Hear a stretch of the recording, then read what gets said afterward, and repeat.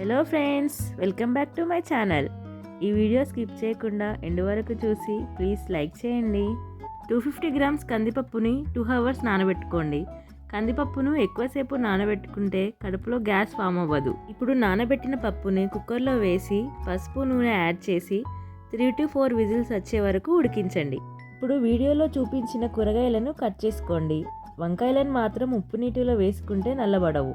ఎల్లిపాయలు దంచి వేసుకుంటే పప్పుచారు చాలా రుచిగా ఉంటుంది. ఎల్లిపాయలు ఆరోగ్యానికి చాలా మంచివండి.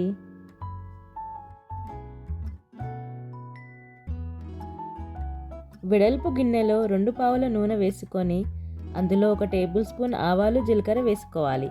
ఇప్పుడు 4 పచ్చిమిరపకాయలు, 1 ఆనియన్ కట్ చేసుకొని వేసుకోవాలి. అవి దోరగా వేగే వరకు ఉంచుకోండి.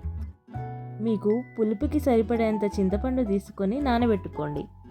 దంచిన ఎల్లిపాయలు, కొంచెం అల్లం వెల్లుల్లి పేస్ట్, పసుపు వేసుకొని మిక్స్ చేయండి. తర్వాత పుదీనా, కొత్తిమీర వేసుకొని మిక్స్ చేయాలి. కాస్త కరివేపాకు కూడా వేయండి. ఇప్పుడు మనం ముందుగా కట్ చేసుకున్న వెజిటేబుల్స్ ఒక్కొక్కటిగా వేసుకోవాలి.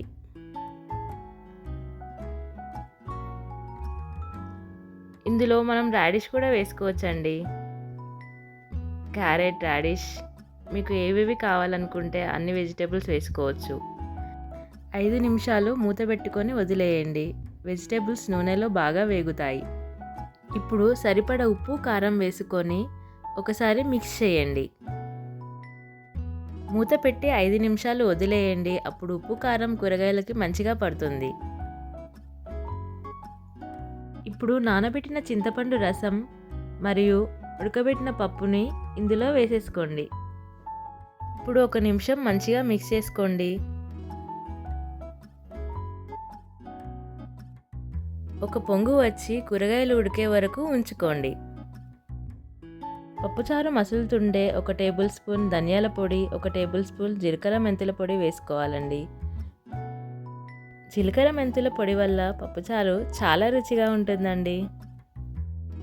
కొందరు పోపు పప్పుచారు అయ్యాక వేసుకుంటారు, కానీ మన వీడియోలో చూపించినట్టు ముందే వేసుకుంటే పప్పుచారు చాలా అంటే చాలా రుచిగా ఉంటుంది. ఈ రెసిపీ నచ్చినట్లయితే లైక్, షేర్, సబ్స్క్రైబ్ చేసుకోండి. Thank you.